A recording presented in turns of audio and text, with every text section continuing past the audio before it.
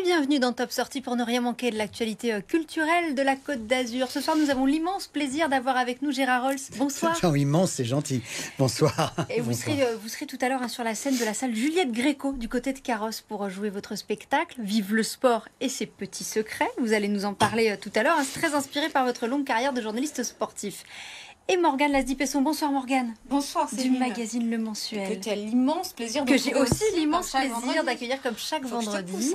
Avec deux invités de la semaine ce soir. Exactement. On a eu la grande chance, le privilège, de pouvoir papoter un petit peu avec Michèle Larocque. Elle vient de sortir son 3e long métrage, mais c'est en même temps sa toute première adaptation d'un téléfilm britannique. On l'a rencontrée avec son chorégraphe parce que le titre du film c'est Alors on danse.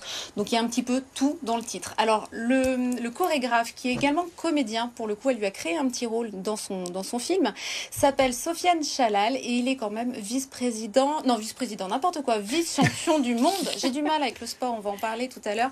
Vice-champion du monde de hip-hop. Donc je pense que là, vous voyez un petit peu le niveau du danseur. Alors ce film, c'est un genre de feel-good. Il y a un casting 4 étoiles. On retrouve quand même Thierry Lhermitte, Armel, Isabelle Nanty, Jeanne Balibar. Même les petits rôles secondaires ont été très très bien servis. C'est l'histoire d'une femme, Sandra, qui vit une vie de châtelaine dans le domaine viticole de son mari. Il la trompe, elle le quitte, elle rentre chez elle dans sa banlieue parisienne, chez sa sœur, dans le pavillon familial, dont elle a hérité. Et puis évidemment, elle va redécouvrir la vraie vie, le lâcher prise, et puis elle va retrouver la danse également. On l'a rencontrée au Cinéum de Cannes. Allez, on écoute. 2 ans, Denis. 2 ans qu'il me trompe, tu te rends compte? Je suis partie illico. T'as bien fait. Non mais t'as dit quoi là? Bourgeoise, dis-moi que tu repars vite parce que là... C'est aussi d'avoir un peu de calme. Et après, tu te demandes pourquoi on se voit pas plus souvent. L'histoire d'une femme qui traverse une épreuve et qui va tout d'un coup être bien dans une vie qui va la rendre bien plus heureuse que celle qu'elle vivait. Ça, c'est génial parce que quand même, ça arrive, les ruptures. Donc, c'est bien de savoir que ça peut amener dans quelque chose de formidable. C'est pas la fin de quelque chose, au contraire. Enfin, c'est la fin peut-être de quelque chose de pas bien et que ça va être vraiment mieux. Mais on ne sait pas exactement qui on est, souvent. Donc, on met une vie entière à le savoir. Donc, elle voulait être danseuse étoile, elle n'y est pas arrivée. Elle est devenue Madame Parfaite. Quand elle retourne dans la maison ouvrière de ses parents, après avoir quitté le château, et qu'elle est avec sa sœur, elle le vit pas très bien au départ, mais après, elle va se découvrir, elle va se rendre compte que l'important, c'est peut-être pas avoir un château, même si elle le vivait pas comme ça, évidemment, c'est pas conscient, mais c'est peut-être de se laisser aller, d'être soi-même, d'être avec des gens qui ont des qualités humaines. Tu voudrais pas venir danser avec nous? Non, je te remercie, je crois que j'ai eu mon quota de ridicule ces derniers temps. C'est une rencontre incroyable, inespérée même. Inespérée pour moi, et puis... Non, c'est une rencontre extraordinaire, humainement, artistiquement. Elle me laisse l'espace et elle me fait confiance et elle est bienveillante. Et moi, je trouve ça énorme, en fait. Sincèrement, on vit dans un monde aujourd'hui où c'est chacun pour soi. Je veux prendre la place de l'autre. Si lui, il est meilleur que moi, je vais tout faire pour l'en empêcher. Et là, c'est tout le contraire. On aurait bien pu faire le film et puis merci de tes services et au revoir. Et ça aurait été normal parce que c'est tout, c'est comme ça. Et là, non, derrière, je sens qu'elle m'aide sur plein de choses. Elle me pousse sur plein de choses. Moi, je suis très touché, ça me fait trop plaisir. Oui, mais j'ai pas rencontré 50 personnes comme Sofiane non plus.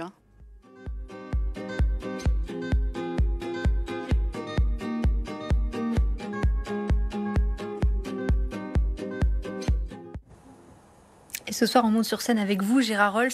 Alors, on a tous souvenir des grands événements sportifs que vous avez eu l'occasion de commenter tout au long de votre carrière. Ce sont des souvenirs, en fait, que vous faites revivre sur scène. C'est quoi qui vous a guidé en écrivant ce spectacle? Alors, c'est un grand mélange. Les rencontres, quelques rencontres exceptionnelles. Pelé, le meilleur joueur du monde, qui me fait un cadeau en me disant...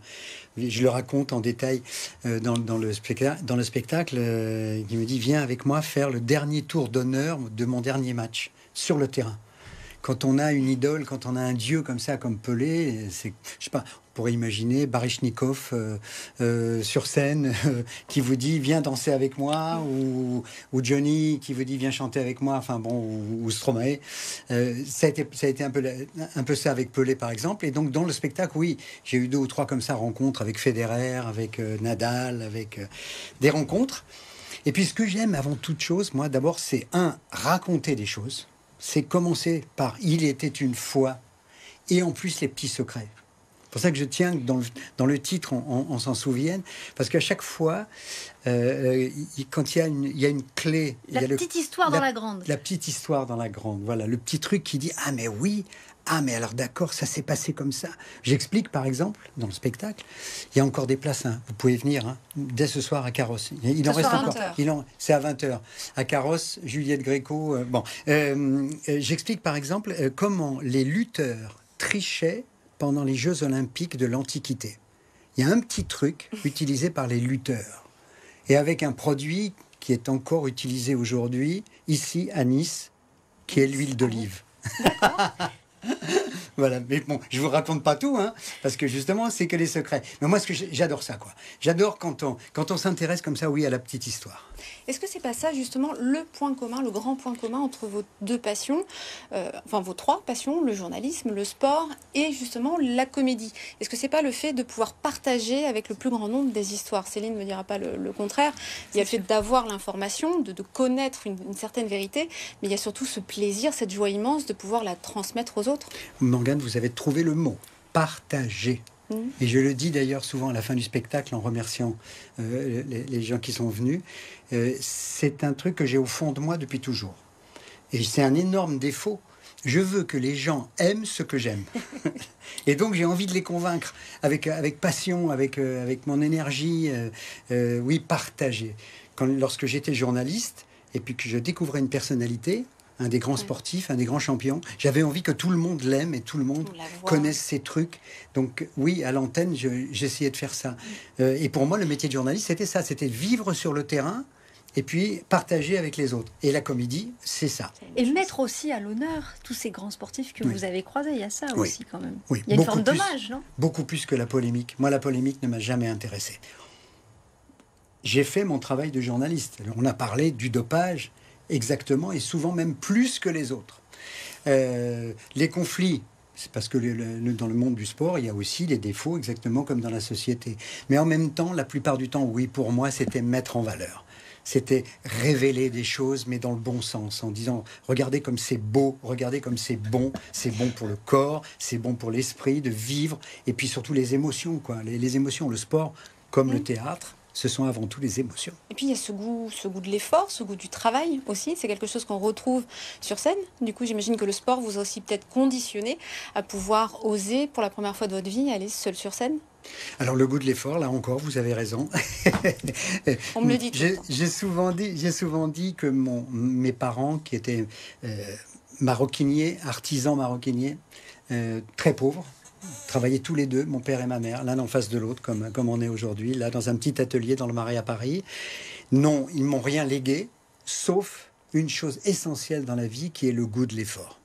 Oui. J'ai vu mon père travailler toute la semaine, y compris les samedis et les dimanches à la maison. Et c'était un exemple pour moi de se dépasser juste à fabriquer des bracelets-montres et avoir le cœur pour le faire et la passion pour le faire. Et il m'a donné le goût de l'effort. Et pour moi, c'est un truc remarquable. Le goût de l'effort, le goût du partage que l'on retrouve donc sur scène ce soir à Carrosse à 20h. Donc avec vous, Gérard Rolls, merci vraiment d'avoir été notre invité ce soir. Et longue vie à BFM TV, Azur. Longue vie. Merci beaucoup d'avoir été avec nous. Vraiment. Merci. Allez, on va jeter un...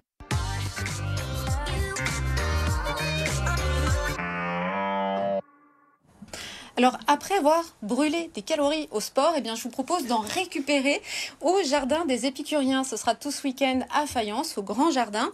Alors, je ne sais pas si vous allez voir la photo, mais en tout cas, c'est une idée de 3 jolies jeunes filles, les jeunes filles à longue. Nous avons Élise, Rose et Jeanne, 3 magnifiques sœurs, donc, qui ont créé ce salon où seront, entre autres, invités Stéphanie et David Lequelec, mais aussi Philippe Jourdain. Donc, vous l'aurez deviné, on va bien manger tout le week-end.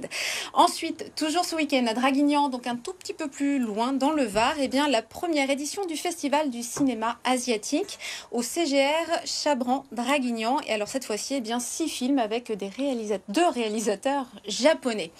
Ensuite, à Sainte-Maxime, je reste un petit peu dans le Var, au Carré, eh bien nous aurons Kéron avec son spectacle On n'éteindra pas la lumière. Alors c'est un petit peu le petit prince du stand-up. C'est vrai que moi il m'a épaté en interview. Il arrive vraiment au tout dernier moment. Alors pas parce qu'il s'en fout, hein, mais juste parce que la scène, eh bien il y est hyper à l'aise. Il ne s'inquiète pas et il a bien raison. On le retrouvera donc ce samedi. Et puis pour les enfants, pas de patrouille, dimanche au Nikaya. Merci beaucoup Morgane Eh ben, de et rien. à la semaine prochaine. Quant à moi, je vous donne rendez-vous lundi. Lundi, ce sera votre rendez-vous environnement et climat. On se retrouvera lundi soir pour Planète Locale.